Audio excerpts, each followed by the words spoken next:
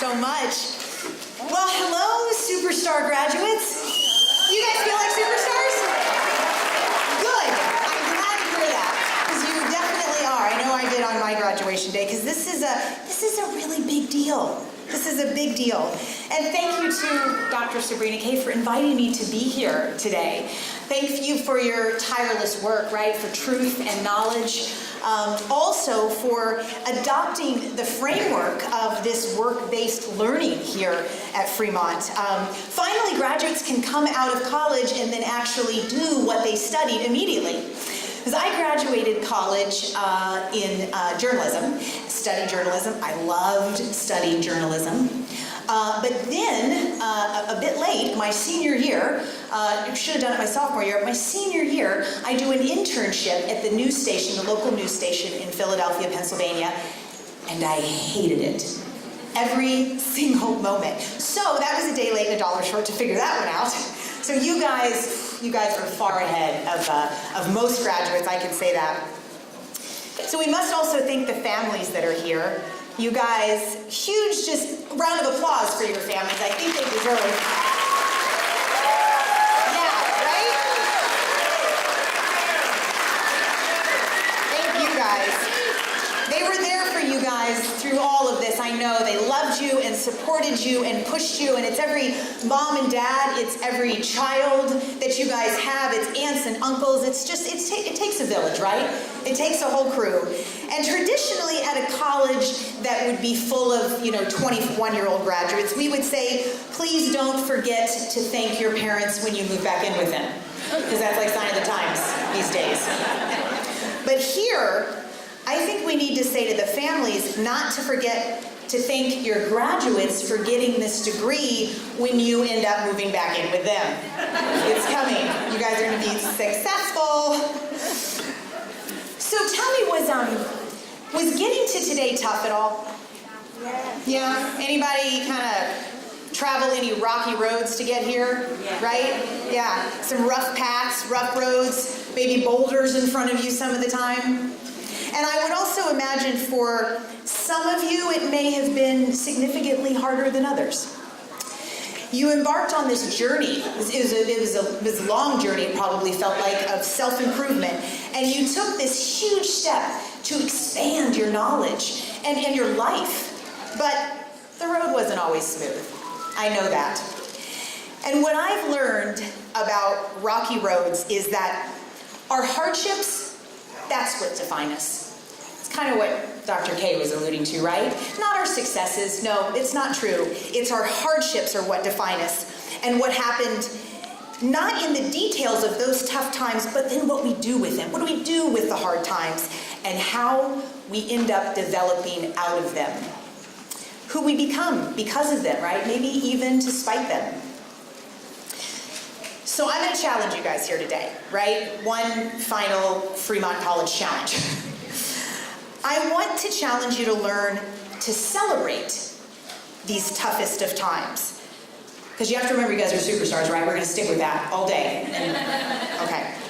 You guys can take it. To celebrate the toughest of times, because they are what shape your character. And it was so important for me, personally, to lose absolutely everything. Because then I was able to figure out what was most important. And I'm honored to share a little bit of my story here with you guys today of the journey to the Olympics that Dr. K asked me to share. So if you don't like the story, it's her fault. So it took me a while to learn, to really hear and answer my calling. My wake-up call for life rang when I was back in college in Pennsylvania, but I was too self-absorbed as a young person to really heed it. Mine was a story of a girl turns fashion model, turns anorexic bulimic, turns drug addict, turns suicide attempt, turns Olympic silver medalist and animal rights health crusader. Kind of not a typical journey, but I'm going to guess many of your all's roads haven't been typical either. I grew up in wholesome girl from the southern girl from the state of Kentucky, depending on where you are. Some people in the South say Kentucky's not in the South, but it is. And I was just kind of the typical all-American kid. And when I went away to school, I majored in journalism, as I mentioned, and philosophy. There's another winning major. Not. I joined the crew team, and the first year I joined a sorority, and I was just enjoying, right, being in kind of a new environment and experiencing that independence. But by about the middle of my sophomore year, things began to spiral downhill for me very fast. I was plagued with feelings of self-doubt, of extreme self-hatred, and desperation. And I found myself there very, very ill. I was diagnosed with severe anorexia and also bulimia. Within just a matter of weeks, my hair began falling out in big clumps, my teeth were turning black, my skin turning gray, and my eating disorder decided to join up with its partner in crime, a cocaine addiction. Wild days and reckless nights took over my life, as you can imagine. I left college to pursue some modeling in New York City, and I got some jobs when I wasn't hungover or self-medicating. In addition to the drug addiction, I also had an exercise addiction, which probably sounds kind of strange, but I would spend up to 8-9 hours a day at the gym, just hammering away at my body, trying to shrink it into nothing. The truth was, I wanted to try to get so small that I would just disappear. The self-hatred was running wild inside of me. My parents couldn't even recognize me, and they tried multiple unsuccessful interventions. And that's where I found myself suicidal. And at the end of my rope, when I ran out in the middle of the 76 freeway, hoping it would be a painless and swift death. But I wasn't successful, obviously. So ever so slowly, I began to seek help. I found a therapist who was the sixth therapist who I had met with. Anybody who's done good therapy knows you go for a few of the broad ones before you get to the good ones. And we started getting to work. We worked 4 times a week for almost 2 years. And we made progress. We worked on my issues and on my deep pain. And so fast forward 2 years, near the end of this healing journey, my therapist said to me that she wanted me to rediscover ways to move my body in a healthy way again, which I hadn't been able to do for so long. And she even gave me license to be athletic if that's what I chose. So I really randomly picked cycling. I thought, well, maybe I'll just get a bike. I'm out in LA by this point, and it's sunny every day. So at first I just loved how it made me feel. Anybody of you guys that ride a bike, I mean, it feels good, the wind in your face, and freedom of movement. And I just kind of felt like a kid again, like the bike makes you feel. But then I began to get good at it. So I decided to start racing, try a race and start racing, and I raced for a few years as an amateur until the national cycling team just took notice of me in 2001 when I got 4th at U.S. Nationals against all the best females in the country. And so then I was able to spend the latter part of my 20s and all of my 30s traveling the world as a professional cyclist and pick up 8 national titles and 2 Pan American golds and break a world record and then end my career at the Olympic Games. And throughout the very first, about 3/4 of my racing career, I ate meat and dairy. I never really thought about where my food came from or what it went through to make it to my plate. Now, don't worry about going with this food thing you guys are wondering. I'm going to get there swiftly, okay? There'll be a point.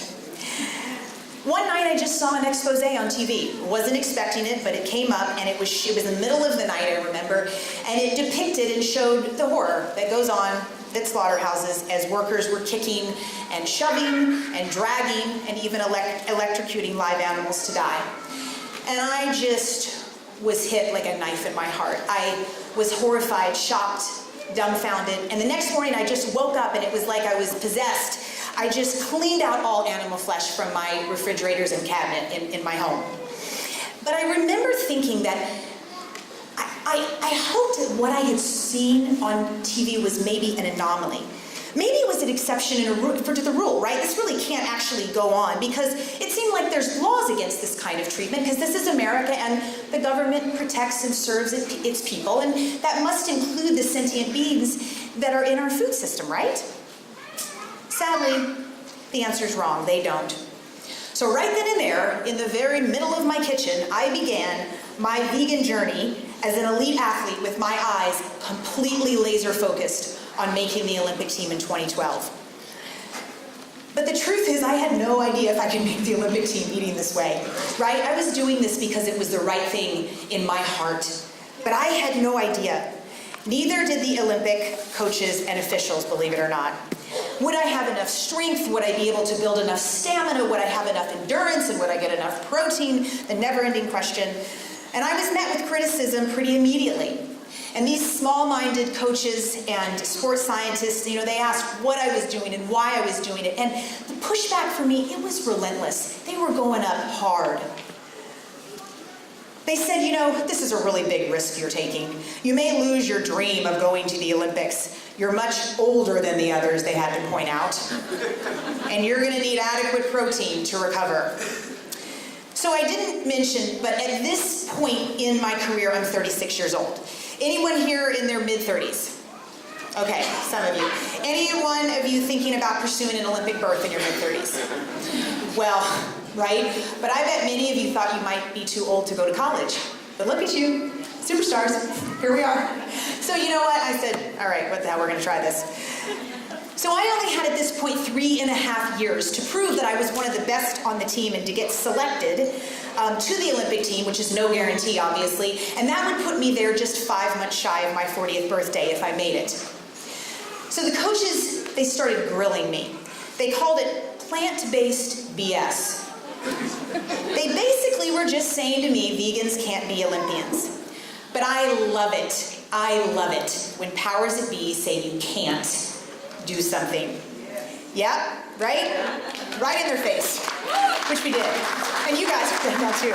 I'm sure you guys had a lot of naysayers. Yep.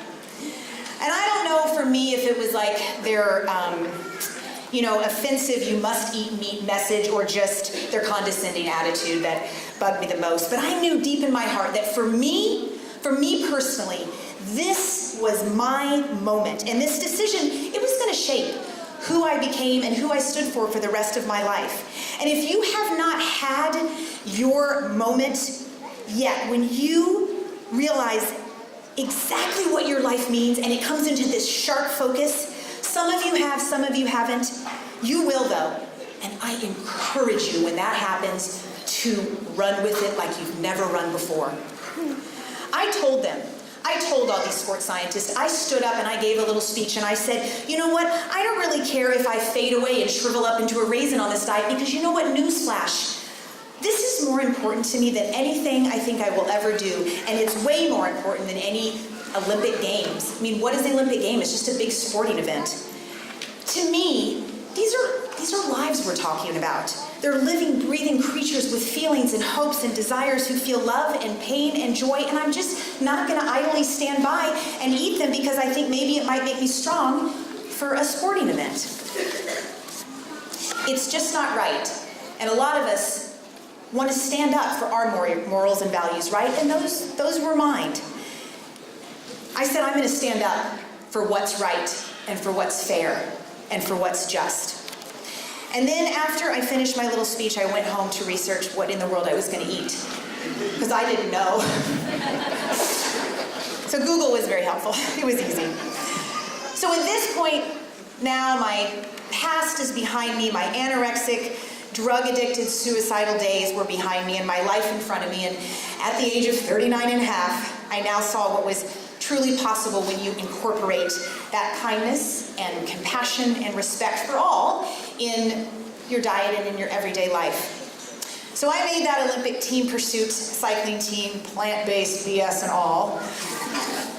So some of you, well maybe most of you, don't know what team pursuit cycling is. I'm just going to take a guess. It's not quite as popular as baseball or football here in the US. It's a little bit more popular over in Europe. But it pits 2 teams of 3 cyclists against each other. And we circle the track, which we call a velodrome. It's really high banking in the corners, 44 degrees. So if you look at it from the top, it looks like you're looking down like a 3-story building. Our track bikes have no brakes. So that always freaks people out, knowing that. And we have 1 gear, so we're on a fixie. And the first team to cover 3 kilometers wins. And the winner is when the 3rd team member's wheel crosses the finish line. So like many things in the human condition, you're only as strong as your slowest on your team, or your weakest link, they say. So Team USA at the London Olympics, we were underdogs. And this is putting it mildly. The bookies at the Olympics had us 5th at best. I don't think it's legal to bet on Olympic Games at all, but we found out they were doing it, and it was not cool to find out they had us 5th at best before. Not a lot of confidence building there. The host British team, they were the odds-on favorite, and the Australians and the New Zealanders and Canadians, super hot in the mix. So in addition to my very unconventional vegan diet, our team trained in pretty unconventional ways that's captured in the documentary Personal Gold. So in that year is the year that Lance Armstrong and the men's cycling team were disgraced, right? In blood doping scandals. So we, the women's track cycling team, we used what we called data, not drugs, to boost our performance. And this included things like monitoring our sleep and our vitamin load and our oxygen saturation, our resting pulse rate, glycogen levels, wattage output, and the list goes on. We felt that if we could know everything that we possibly could about our bodies, these numbers gleaming from fitness trackers and medical devices and even DNA testing, we thought maybe we could find enough of an edge to just bring home a medal. All of our competitors, all of those teams I mentioned, will run Formula One race teams. The riders had their own individual wheel mechanics and brake mechanics and personal masseuses. The British track team had a $40 million budget. We had to buy our own toilet paper to take to the track. I kid you not. The Wall Street Journal likened our story to Bad News Bears meets Moneyball. Ours was a total do-it-yourself operation, because without proper funding from the U.S. Olympic side of things and from USA Cycling, because they had plowed all of their money behind the men's team, Lance and his crew, we were forced to lean on our husbands. They served as our mechanics and our masseuses and our chefs, and as I titled them, our manservants. If you don't have a manservant, get one. I still call my husband that. He doesn't really like it anymore. But we also crowdsourced for help, simply by just asking. And we got support from the likes of physicians, a biologist, a geneticist, a sleep scientist, even a data scientist, and even an ex-Navy SEAL commander. So the men's team at this point is completely out of the running because they're suspended for doping. So the hope for a U.S. Olympic track cycling medal, which was going to be a first in its generation, totally fell on us, the women. So in the semifinal ride, we raced Australia. And that ride was either going to take us to the gold medal ride or to the bronze medal ride. We were pretty slow coming out of the gate, and we fell behind in that race by as much as 1.6 seconds, which is forever in track cycling.